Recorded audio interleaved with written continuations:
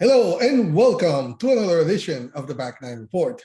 My name is Carlos Torres, along with Fred Alvater. Every week we check in on the world of golf to bring you the latest news, insights, analysis, interviews, recaps, previews. Here we cover anything and everything golf. In other words, if it happened in golf, we have it for you. And today, Fred, we have some news from Phil Mickelson, LIV Investments. This is getting very interesting. We're starting to get a picture about what's happening. So how are you today? Carlos, I'm fantastic. Down here on a little media trip down here in Mississippi. We're along the Gulfport in Biloxi area down here clear on the coast of Mississippi for a couple of days. And then we're moving inland. We're going to end up in Jackson, Mississippi. So I'll tell you, let me tell our listeners there is fantastic golf down here. I think there's like 11 casinos down here. The beaches here are fantastic. And like I said, the golf is wonderful. So if guys are thinking about someplace to go for a good buddies trip or, even a family getaway, this is a great place to come, Carlos. I'm really enjoying it here. This sacrificed life of yours, I really don't know how much longer you're going to keep up with this. I don't either. It's too hard on me. That's just too much. I know this is for the benefit of the show, so you can Absolutely. Get more and more knowledge about the courses around the US and all this, but be careful. I know this could be very bad, but anyway. A guy of my age, it's hard on my heart. Yeah.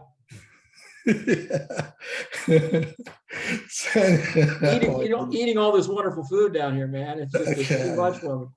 Okay. Let's just, because when you talk about food now, it's now I'm jealous. But anyway, let's talk about what happened today. There was an announcement, and Phil Mickelson. We've been talking about this at large about Phil Mickelson, his mea culpa, and all those comments that happened this year about everybody knows this, but his return apparently maybe on the horizon after an announcement that stating that he has requested a release from the PGA Tour to play in the opening LIV Golf Invitational Series event. That's the one that is going to be at the Centurion Club in June. But he has also registered for both next month's PGA Championship and the US Open in June. So we don't know which one he's going to play. The statement was issued by his agent, Steve Loy, at Sport 5 Agency. Very sternly, he said that he has no concrete plans on when or where he will play, and then he's currently quoting, all positions open. Perfectly clear. We get it. I mean, today was the final day for a request to play in the opening Saudi-backed LIV Golf Invitational Series, with the PGA Tour's 45-day policy for requesting releases to play on other tours. Apparently, a total of 20 PGA Tour players have reportedly requested releases for the event earlier in the day prior to the deadline. Mickelson, we haven't seen him around on the tour since the Saudi International in February. Before that public controversy surrounding the comments on the Saudis, his role with the LIV Golf Invitational Series, and how he was using it for leverage, right, against the PGA Tour. But Fred, I don't know. Right now, for what Steve said about Phil, yes, he's opening, and I get it. He has the options open. Okay, I am asking for the release from the PGA Tour. So if I decide to play in June 9 and 11 at the LIV Invitational in London, I have it open. But also, I want to make sure that I have my majors covered, the PGA Championship, where he's the defending champion, and the US Open that is in June, that we all know that's the one that he wants to win more than anything else right now. He has no concrete plans. We get it. What's your take on this? I mean, he won last year at the age of 50, becoming the oldest major winner in history. He has also famously finished runner-up at the US Open, the only major he has yet to win on 6 occasions. And apparently him being the first one to publicly come up and say, I want to see if I can play in the LIV. Now we know because, the 20 players, which maybe Sergio Garcia has been linked to it, Lee Westwood, we have heard about Ian Poulter also players like Charles Schwartzel, Brandon Grace, and Louis Oosthuizen. What do you think about this announcement today? Yeah, well, we've been wondering what Phil's going to do, right? So at least we've heard something from him. We were so surprised he didn't play in the Masters, right? I mean, that was just so unlike Phil. It was really surprising. So now, he's saying, well, he's going to defend his PGA Championship. That was almost a given. And he's going to play in the U.S. Open. He's trying to win that thing. He's been runner-up 6 times. That's the only major he has not won. At the age of 51, it's really doubtful that he's going to win the U.S. Open ever, but he's probably going to try. But we didn't know about the LIV stuff. We kind of guessed at some of this, that he was going to try and play in this. So this first event of the LIV series, of which we know there's 8 so far. They wanted 14. They cut that back to 8 when they started getting so much resistance. So the first one is in London on June 9th through 11th. That happens to be the week prior to the U.S. Open in Boston at the Country Club. So it's an international event. It's opposite the RBC Canadian. So chances are, given past history of granting releases, these guys that want to go play in that event could very well get those. That's kind of the guessing game that's going on right now. What's going to be interesting, Carlos, and we're going to see some of these guys probably play in London. What's going to be interesting is the second event of the LIV Investment Series, which is July 1st through the 3rd at Pumpkin Ridge in outside of Portland. That same week, the John Deere is scheduled to be held in Illinois. So in past, there's no releases from the PGA Tour given for other tournaments played domestically inside the United States. I can't imagine a situation where the PGA Tour, Jay Monahan, would grant a release to a player to play in one of the LIV Investment Series tournaments the same week as like the John Deere Classic, let's say, or another American tournament. There's one other thing I want to say here. So that same week on the DP World Tour, the Volvo Scandinavian tournament is being held in Sweden. The total purse for that event is $2 million, okay?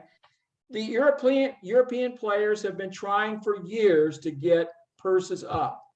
Here come the Saudis with all this money. They don't have to come to the United States and play. They can stay in Europe. They can play in Asia. They can play wherever. They like to play in London, right? They want to play in London. So that purse is $25 million. $4 million is going to go to the winner of that London tournament. $20 million goes to the purse individual. $4 million goes to team event that'll be paid at the end of the year in the last event, which we now know is going to be in October, at the end of October at Doral, at Trump Doral down in Miami. So we know some more stuff. We've been following this story now for about 2 years, and we keep learning more and more and more. But if I'm a European player, right, like an Ian Poulter, like a Lee Westwood, like a Louis Oosthuizen, I don't necessarily want to come to the United States and play, but I have to because that's where the money is. Now, if you're telling me that I can stay in Europe, okay, closer to South Africa, wherever these guys want to be from, wherever they're from, they want to live. If I can stay in Europe or go to Asia, maybe, which is easier for me, and I can have a first place check of $4 million, the last place check, there's only going to be 48 players taken for these LIV tournaments. The last place is 120 grand just for showing up. Plus, the big name players are going to get appearance fee money on top of this, okay? So if you're going to pay me that kind of money, I can't make it playing in, there's only like 10 DP World Tour events where I can even get close to that kind of money. And I got to finish up in the top 10 to do that. So it's kind of a no-brainer for these European guys, Carlos. I don't see any way around it. They're playing for money. They got to go where the money is. For American players to go do this, we know that Robert Garrigus has signed up I'm sure, the rumor is that Kevin Na, maybe Bubba, and a couple other players have also signed up. So, we don't know the names yet because of confidentiality agreements, but they'll come out before long because we're going to see them on the, on the field, on the scoreboard. So we're going to know. But this is just one more piece of the puzzle that we're seeing. It still raises a few questions, but with the kind of purse they're paying and where these tournaments are going to be, it makes sense for these European guys to do it, don't you think? It does, but the biggest overall arcing issue has always been that threat that has been, okay, if you play with another tour, you're going to be banned from either the PGA Tour or the European Tour. And especially for this, like Sergio Garcia, that has been linked to a possible future captaincy on the Ryder Cup, what is it going to happen? Because when we talked about Sergio Garcia winning as European player in Ryder Cup history, what are you going to do? Sergio has said, I've been playing for all this years, 23 years, and I've done to my body to make sure that I can do this. We haven't seen him ever since he won the Masters be that type of a player. And even when he won the Masters, he won it out of nowhere. Got to be honest, Sergio, sorry, man, you're my guy, but that's how it happened. So the Ryder Cup and what's going to happen. You mentioned you're going to go stateside to the Pumpkin Ridge. After that, you also said it, that after that, they're going to New Jersey. They're going to go to Boston. They're going to go to Chicago before they go again to Bangkok, Jeddah. And then, like you said, if reports are true, they will finish in Trump Doral in Florida for the season-ending team championship. But the way I see it, all these players, we can see them playing right now and pretty soon, because it's at the beginning of June that we're going to see who's going to be playing there in that first inaugural tournament. So pretty soon, I guess at the beginning of May, we'll know who we're granted the release, because you got to start marketing this thing. It's not like they're going to wait for the week before the tournament to say, okay, these are the players that we have. It's a 54 hole, no cut. So it's not 72. It's just 3 days that they're going to play. So they have all this going, the big money. We really are going to know when they go to Portland and see who's really going to stay with them. That is really when things are going to start to feel right for them. Now, about Phil Mickelson, it's the right move. Hey, and we talked about this. The majors are not ruled by the PGA Tour. He can play them all along all the time that he wants, except, no, basically all of 4 majors. The only one that he would have to play, and it's not a major, is the Players' Championship. That is the one truly ruled by the PGA Tour. But at this time, given, I guess we'll get a taste from him once he go to the PGA Championship about how he's going to be treated and how the PR is going to be with him, and how he's going to react to all the pressure that is going to take on him. I think he's just waiting to see how is it going to be on the PGA Championship before actually deciding which play he's going to go.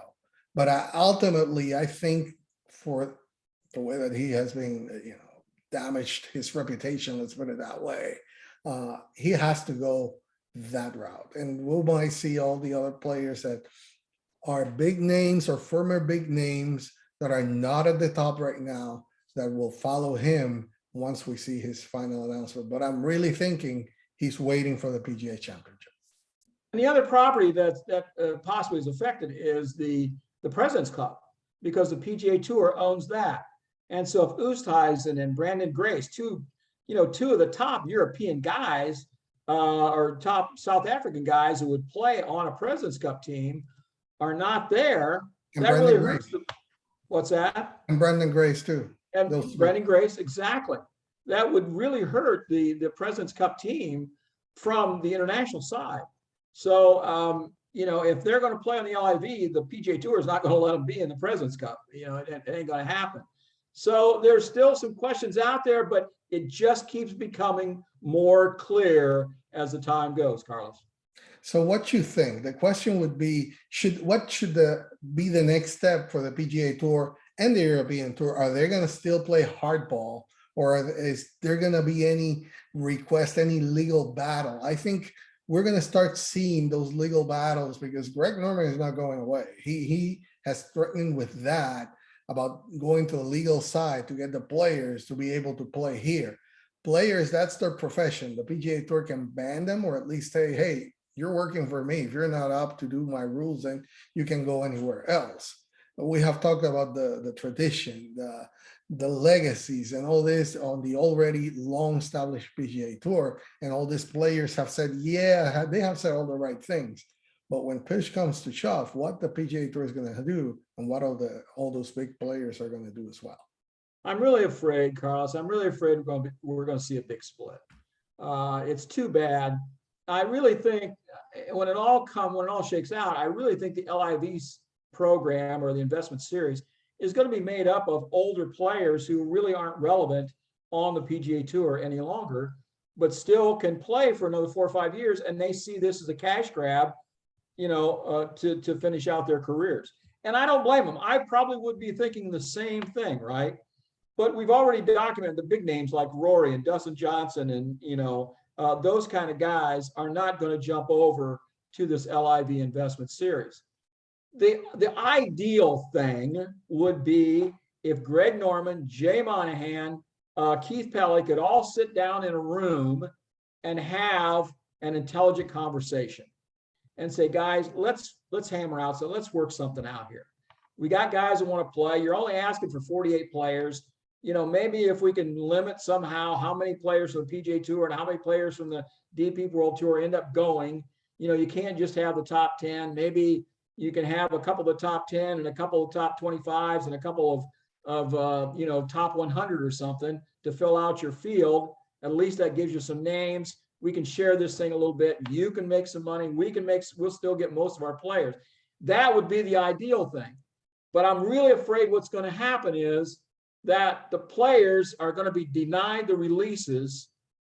They're going to say, excuse me, I'm an individual contractor, and I want to play in the PGA Tour, and I want to play in the LIV in a couple times a year.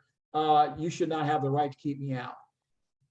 Whether they can win that lawsuit, I don't know, but I really feel that's probably where this thing's going to shake out, because we had Jim Nugent on last week talking about that Greg Norman is at loggerheads with the PGA Tour and he doesn't want to really listen to reason maybe.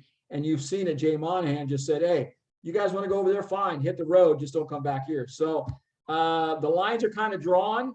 I don't know if these guys can, maybe as time goes on, we'll get some cooler heads or some calmer ideas, and maybe guys can sit down and talk, but that would be the ideal thing. But I don't know if that's going to happen right now yet, Carlos. Also, the other big thing that people have not talked about, and I think is very important, because you're going to make a lot of money just for what you're doing there, but also you have to recognize those sponsors are going to start saying, okay, where are the TV plays right now? Where is it playing?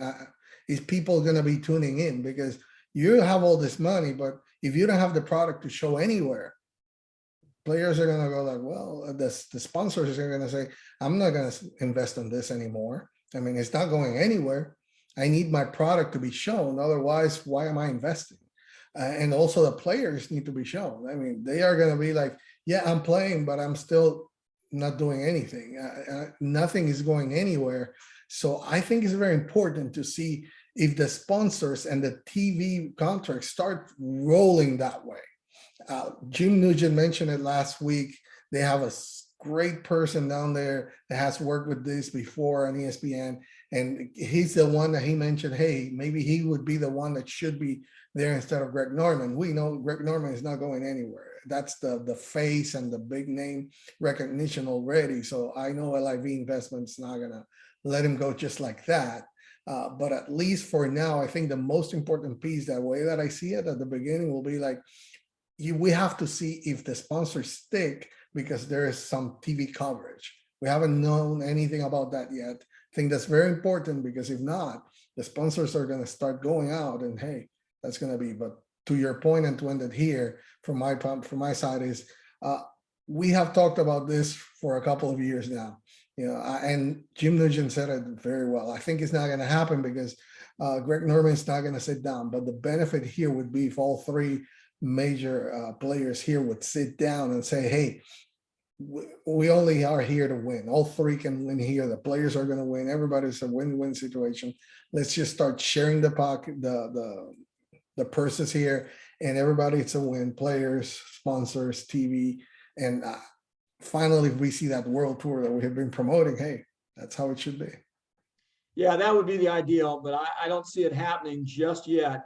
And one other thing to close my part up is that I'm kind of surprised with all the money that they have, and maybe they have this in place ready to go. I don't know that, the way that live streaming is today, that the LIV doesn't have their own production capability and their own channel and say, okay, we'll put it out here, and they probably can get some sponsors to jump on it. Maybe they're just waiting to show these names, say, here's what we've got, now come on, let's go. So that's probably the last piece of the puzzle right there, I'm guessing. Yeah, I totally agree. This is where really everything will stick down. That coverage, either online, either on TV, what the sponsors are going to do, that's the real key to what's going to happen in the future with LIV Investments and their work.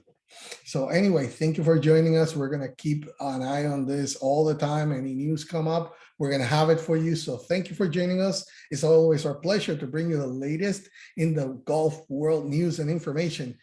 Subscribe to our channel. It's right down there in the description. Thank you for joining us.